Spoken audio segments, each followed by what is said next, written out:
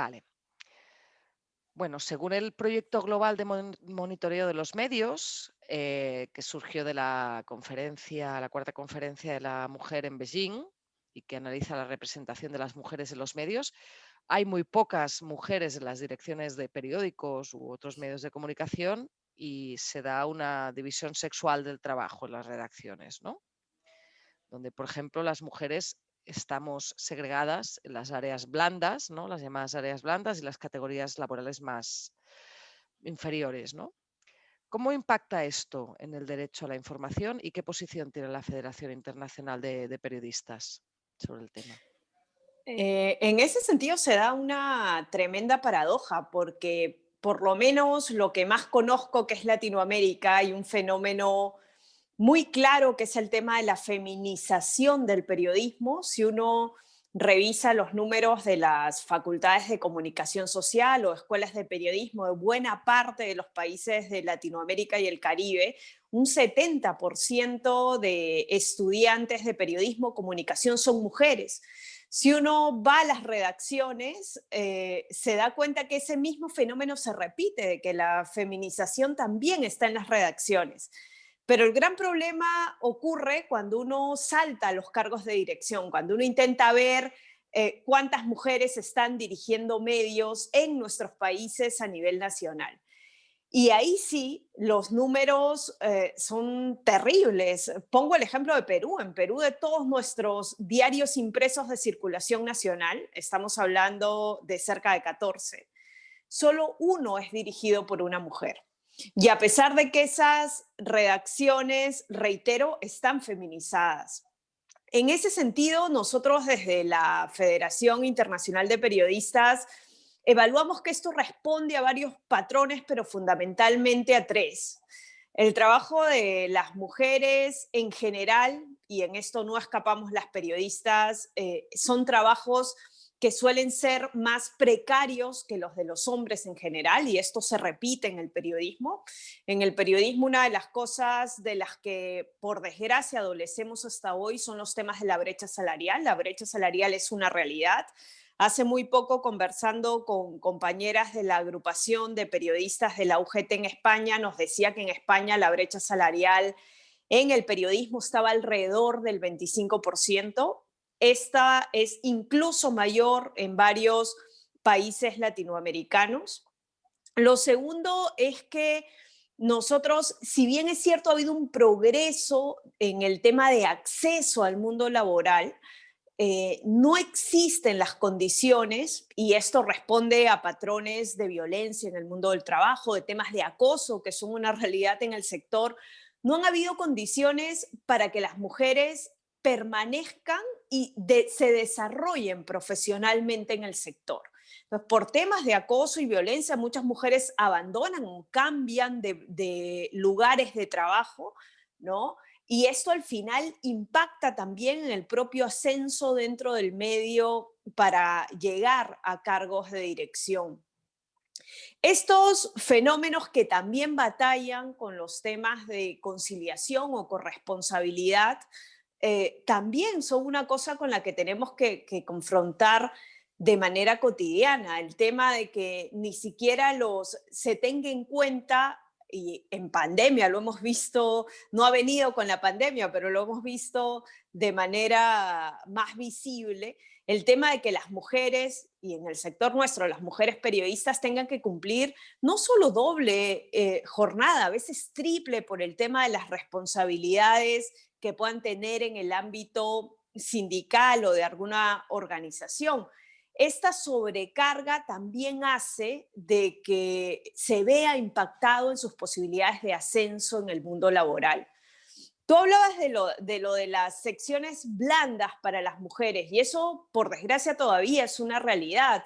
Y a veces escudado, que creo que es con una de las cosas con las que más tenemos que batallar, escudados en las propias diferencias de género, porque yo he escuchado varias veces a compañeros hombres, jefes de redacción, decir: no enviamos a una mujer a cubrir una manifestación porque es un espacio de riesgo y tenemos que cuidar su integridad, ¿no? Esa cultura paternalista que todavía existe en algunas de nuestras redacciones termina en temas de inequidad también. Las mujeres no queremos que no nos manden a los sitios riesgosos, queremos que las redacciones asuman también cuáles son las diferencias en temas de seguridad, el impacto que tiene el género en los temas de seguridad y tengan la capacidad de cubrirlas y no de limitar nuestro derecho de tener la posibilidad de cubrir con igualdad cualquiera de las comisiones que estén programadas, independientemente del riesgo que éstas tengan en función a un género u otro, ¿no?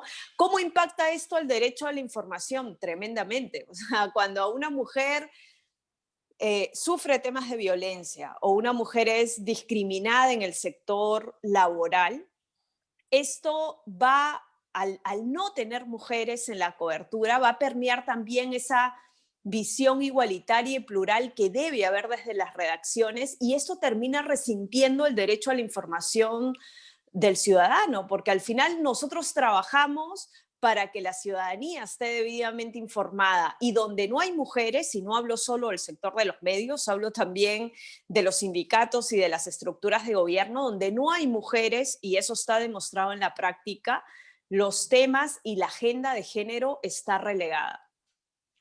Precisamente ahora que hablas de los sindicatos, tú estás en la vicepresidencia de la Federación Internacional de Periodistas. ¿Puedes hablarnos un poco de la situación de las mujeres en los sindicatos, afiliación, roles, espacios? Sí, la Federación Internacional de Periodistas es una organización que tiene aproximadamente 600.000 miembros a nivel mundial en 140 países. Y sería injusto decir hoy que no hay progresos. Los hay en cuanto a la presencia de mujeres, pero este progreso todavía es lento. Y eso hay que decirlo con claridad. Si nosotros nos limitáramos solamente a ver las conducciones de los sindicatos, ¿no? De los más de 160 que tenemos afiliados, todavía el número de mujeres que están al frente de las organizaciones sindicales no logra superar el 30% de las organizaciones sindicales de periodistas en el mundo. Y esa es una tasa baja, es superior a la de hace 10 años, pero todavía es una tasa baja si tenemos que mirarlo en términos de igualdad. Ahora, ¿qué hacer frente a eso? Que es algo que desde la federación nos lo venimos planteando en las últimas décadas. Primero, acciones afirmativas, y en eso tenemos discusiones también en lo sindical, de si, por ejemplo, a los sindicatos deberían fomentar el tema de las cuotas, que esto puede dar para un debate muy largo, las cuotas o la paridad. Hay sindicatos que estructuralmente en sus estatutos tienen ya concebido el tema de la paridad como una obligación, ¿no? Estatutaria además. Hay otros sindicatos que han empezado a incorporar leyes de cuotas, hay otros que prefieren no tenerlo porque sienten de que no se necesita de una ley de cuotas para el ascenso de las mujeres en los niveles de conducción. En lo personal, y es una postura que institucionalmente desde la Asociación de Periodistas de Perú hemos defendido dentro de la FIP, nosotros creemos, no son la solución, pero creemos que es un primer paso imponer este tipo de medidas, porque por lo menos en ese primer eslabón o a través de ley de cuotas o de paridad es posible ir avanzando, ir ganando espacios para las mujeres en los puestos de responsabilidad, pero también hemos ensayado otros niveles de inserción de nuestras propias compañeras, que es como pedirles a los sindicatos, exhortar a los sindicatos que tengan en cuenta el hecho de que las reivindicaciones de género estén en sus planes de acción, en sus agendas cotidianas de trabajo. Hacer de los sindicatos espacios seguros para las mujeres, porque no nos quedamos solo en el hecho de decir las mujeres no están. Como dirigentes sindicales hay que preguntarse también por qué las mujeres no están en los sindicatos. O sea, ¿por qué no están? ¿No están porque no estén expresadas en el sector? Eso lo desmontamos, por lo menos en Latinoamérica, cuando hablamos del tema de la feminización de la profesión. No están porque los sindicatos no son espacios seguros. Eso es algo que también hay que revisarlo hacia lo interno. Los sindicatos son espacios seguros. Estamos haciendo de nuestra estructura sindical en lo nacional, en lo regional, en lo mundial, un espacio donde nuestras compañeras se sientan seguras. Lo otro que hay que preguntarse es si las organizaciones sindicales, más allá de tener en la agenda de reivindicaciones el tema de la corresponsabilidad y la conciliación, si están reflejando eso también en sus rutinas sindicales, si las asambleas son en horarios que no excluyan a las mujeres por su doble y triple jornada muchas veces, si los sindicatos están dando pasos a nivel mundial también para tener un lenguaje en el que las compañeras se sientan representadas. No pueden seguir siendo espacios hipermasculinizados. Incluso desde el lenguaje tenemos que hablar del lenguaje y hablar el lenguaje inclusivo porque nuestras compañeras también se tienen que sentir expresadas en algo tan simbólico como ello. El tema de las mentorías desde el movimiento sindical y desde la FIP de manera puntual, una de las cosas en las que también se ha pensado como estrategia para lograr inserción de nuestras compañeras en el movimiento sindical es impulsar un programa de mentorías para que también las compañeras que salen de las facultades, que ingresan al mundo sindical, puedan tener en otra compañera que lleve tiempo en el movimiento un impulso y un soporte para poder afrontar las dificultades que no son pocas.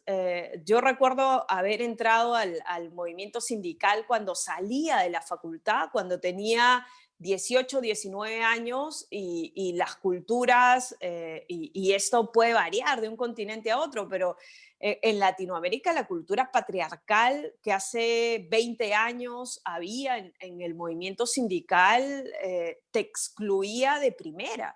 Yo llegué a ser secretaria general a los 24 años y debo decir de que no fue una tarea fácil y que de seguro estuvo muy soportada por muchas compañeras que llevaban tiempo en el sindicato sin poder haber accedido a espacios de poder y esto de la sororidad en el movimiento sindical, puedo dar fe en primera persona que llega a funcionar. Cuando las mujeres somos capaces de plantear estrategia unitaria, colectiva, para conseguir el objetivo, que es no seguir siendo satélites en comisiones o en grupos que ven temas de género, sino estar en el lugar donde se toman las decisiones y tener espacio en esa estructura que ve cotidianamente el día a día el futuro sindical. Creo que esas cosas se consiguen si somos capaces, y entre las mujeres esto suele funcionar bastante bien, si somos capaces de ir todas a una por ese espacio de poder, pero además de que cuando estás ahí no asumas el patrón de conducción de los compañeros, sino que por el contrario, porque no vale de nada ser la primera mujer sino que lo que importa es que tanto al momento de haber llegado a ese espacio de poder eres capaz de abrir camino para las compañeras que vienen, pero fundamentalmente de cambiar las condiciones en las que este puesto de responsabilidad tenga un impacto en la manera como ellas están en el sindicato, pero también están laborando, ¿no? Ujú. Subrayo que para nosotras el hecho de que haya mujeres en los sindicatos, en los medios, en la política, te asegura que la agenda de género esté abordada en esos espacios. Y en este sentido, tú hablabas de la sororidad, de las estrategias de articulación entre mujeres periodistas y sindicalistas, ¿no? Em, Tú has participado de la Red Internacional de Periodistas y Comunicadoras con Visión de Género, que precisamente surgió, las primeras redes surgieron en Latinoamérica, ¿no? Y utilizan, estas redes utilizan la estrategia de segregación, ¿no? De articularse entre mujeres periodistas y comunicadoras. Em, bueno, me gustaría que me hablaras un poco de cómo se trabaja el enfoque del derecho a la información, teniendo en cuenta que el sujeto del derecho a la información es la ciudadanía y las mujeres somos un 52% de la ciudadanía mundial, ¿no? Em, ¿Cómo se trabaja desde ahí? Eh, Creo que me has hablado un poco también de cómo los sindicatos están empezando a transversalizar la perspectiva de género en estas propuestas, ¿no? las propuestas sindicales, has dado algunos ejemplos, pero la idea esta, ¿no? De cómo se organizan las redes exclusivamente de mujeres, qué trabajo hay con la FIP, si lo hay, y luego la idea esta de dotar de perspectiva de género bueno, la propia concepción del derecho a la información. Sí, el tema es de que la lucha por la igualdad, que al final es lo que traduce el trabajo en género, no es una lucha en solitario, ¿no? Yo creo que no hay ninguna organización, ni ninguna red, ni ningún espacio en solitario que pueda lograr el objetivo. Creo que aquí hay una palabra clave que es el tema de la articulación. Y si el movimiento sindical, que en este caso la Federación Internacional de Periodistas es una mundial en el terreno sindical, si no entendemos que en la articulación está la fuerza, y en esto yo pongo un ejemplo que ha sido muy inspirador para el movimiento sindical y que ha nacido desde la colectiva feminista, que fue la propia huelga feminista del 8 de marzo, ¿no? Creo que hay momentos en que uno de los errores en el pasado, y no hablo solo del tema género, hablo del movimiento sindical en su conjunto, es que cuando los sindicatos se encierran en su círculo y solo se restringen al área de la defensa de los derechos laborales, desde la estructura sindical, y no se abre a articular con otros espacios sociales, la fuerza se debilita. Y eso está cambiando en la estructura sindical mundial. Es más, a veces desde el propio lenguaje ya no se habla de movimiento sindical, se habla de movimiento de trabajadores y trabajadoras por la posibilidad de articularse también con el sector de los jubilados, jubiladas, pensionados, pensionados, por el activismo del medio ambiente, por las colectivas feministas que en las luchas de género han sido una pieza importantísima, en la que en un primer momento hubieron resistencias desde lo sindical, porque lo he vivido y lo he visto desde el movimiento sindical diciendo, pero ¿por qué el movimiento feminista convoca una huelga si las huelgas solo las convocan los sindicatos? Pero se ha tenido que romper esas barreras y entender de que solo se puede avanzar por articulación. Y por eso es que cuando en el 2019 y el 2020 vimos lo de la huelga feminista a nivel mundial, con mayor potencia en varios países, en lo sudamericano, Argentina y México, con una fuerza importante en ese sentido.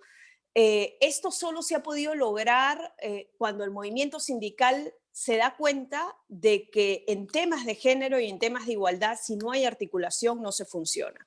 Y todas estas redes que nacieron en Latinoamérica, que tienen una expresión en Europa, como lo es la red Gamma, con la que la FIP trabaja desde su consejo de género desde hace algunos años, toda esta perspectiva de trabajo articulado permite ir dando pasos hacia adelante. Esta, reitero, no puede ser una lucha en solitario. La FIP lo entiende así. Su Consejo de Género se constituyó oficialmente en el 2001. Este año serán 20 años trabajando en perspectiva de género desde una ruta transversal, haciendo aportes también y con banderas bien precisas sobre algo que asumimos como un problema real hoy en día, que es el tema del acoso y la violencia en el mundo del trabajo, pero también en una perspectiva de articulación con otros espacios. Tú me planteabas lo de cómo, siendo más del 50% de la población, el derecho a la información no tiene perspectiva de género, porque no la tiene en este momento en la praxis, y de esto ya hablaba la Declaración de Beijing hace 25 años. Hablaba de dos cosas: acceso de las mujeres a puestos de poder, y de esto lo hemos hablado, hemos avanzado, pero muy poco. Y de lo otro, de lo que hablaba la plataforma de Beijing en el capítulo J, es lo referente a la imagen que se proyecta desde los medios, los estereotipos de género, y esto está directamente vinculado a derecho a la información. En ese terreno hemos avanzado menos, ¿no? Y lo digo desde la perspectiva latinoamericana. Los medios todavía siguen trabajando estereotipos al momento de dar cobertura, todavía siguen sin insertar las voces de las mujeres de manera igualitaria. Dentro de poco se conocerá el proyecto, los resultados del 2020 del proyecto global de monitoreo de medios, pero lo que pudimos ver en el último oficial, que fue hace 5 años, hablaba que de 4 voces en los medios, 3 eran de hombres y 1 eran de mujeres. Las voces de mujeres como fuentes todavía siguen relegadas como fuentes a las secciones blandas. Cuando se sigue hablando de economía, se sigue hablando de política, la fuente mayoritaria a la que accedemos como periodistas siguen siendo las de hombres. Y eso lesiona derecho a la información, porque al final lo que uno pretende cuando habla de tener debidamente informada a la ciudadanía, que es un derecho universal, de lo que estamos hablando es de que las coberturas tengan una visión global y una visión integral. Es terrible ver cómo incluso en temas como feminicidios, que por desgracia son temas de cobertura bastante cotidiana, a veces las fuentes que utilizamos como periodistas para abordar este tipo de temas siguen siendo completamente masculinizadas.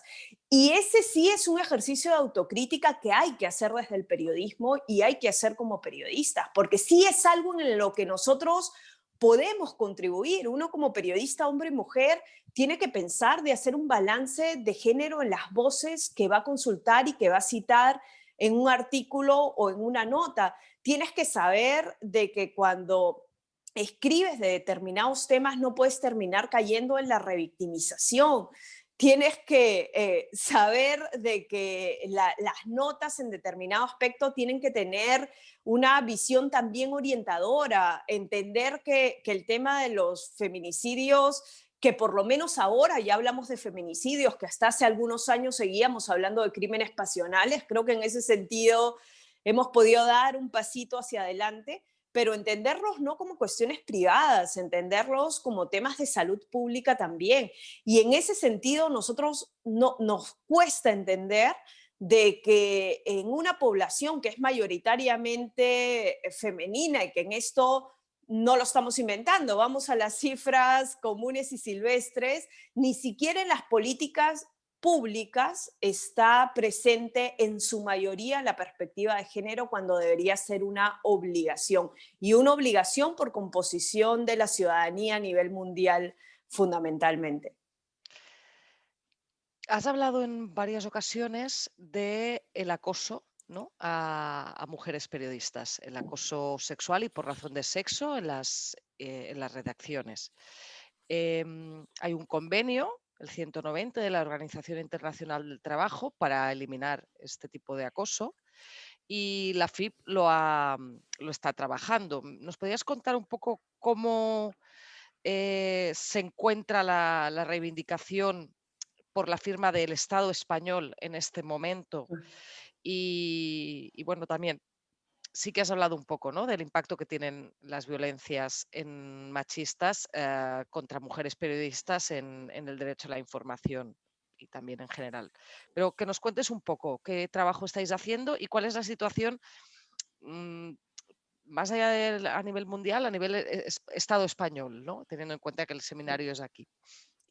Sí, primero hay que reconocer el valor que tiene el convenio 190, que reconoce la violencia y el acoso en el mundo del trabajo.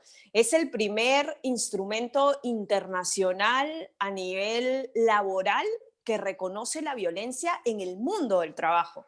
Y esta diferenciación que podría parecer solo simbólica es bien importante porque cuando se empezó a trabajar el convenio, estamos hablando de 2017, que se empezó a discutir, la discusión duró 2 años, esto se aprobó en junio del 2019 en la Conferencia Internacional de la OIT. Cuando se inició la discusión se hablaba del lugar de trabajo. Y una de las cosas, se hablaba de violencia y acoso en el lugar de trabajo. Y una de las cosas en las que además tuvo un aporte puntual el sector de los periodistas, y desde la federación lo hicimos saber en varias oportunidades, es que en un sector como el nuestro era difícil hablar del lugar de trabajo, ¿no? ¿Qué es el lugar de trabajo para un periodista? O sea, no es la redacción, suele ser la calle.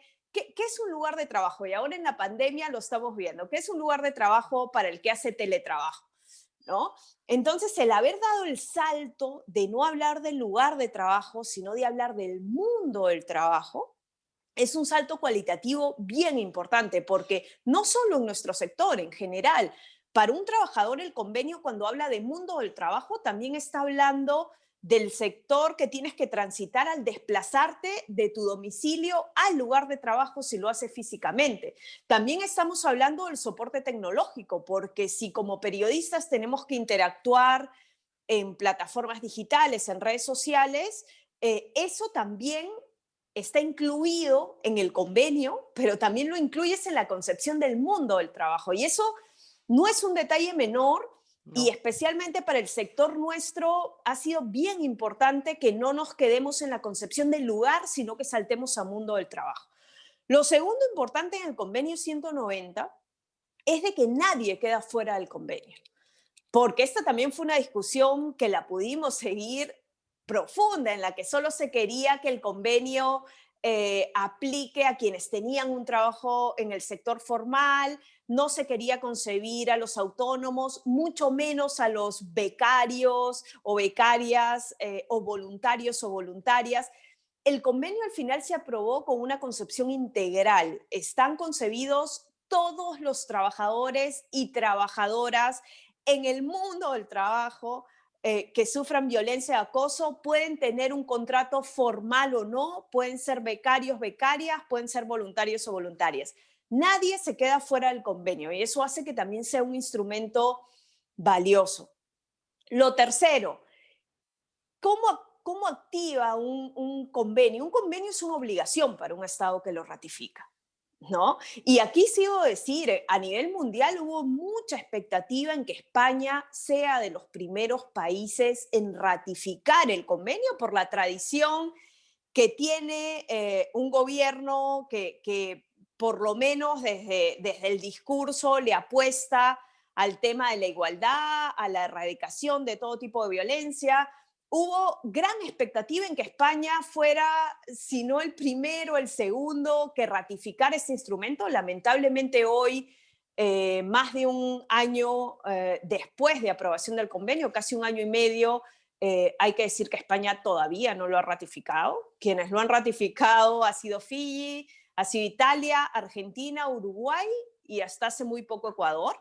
La última noticia que tuvimos desde la comunidad internacional respecto a España fue que justamente hace casi un año, porque fue en ocasión del Día Internacional de la Mujer el año pasado, España inició el proceso para la ratificación del convenio, pero han pasado casi 12 meses y todavía no se tienen noticias de que se hayan dado más pasos adelante, ¿no? Sí debo decir que desde fuera hubo mucha expectativa respecto a que España lo haga pronto, porque un convenio internacional necesita que dos países lo ratifiquen para que esté activo, y se confiaba de que España iba a ser uno de ellos, no lo fue. Felizmente se consiguió la aprobación de Fiji y Argentina, Fiji y Uruguay, que fueron los dos primeros países que lo ratificaron y que lo pusieron en vigencia.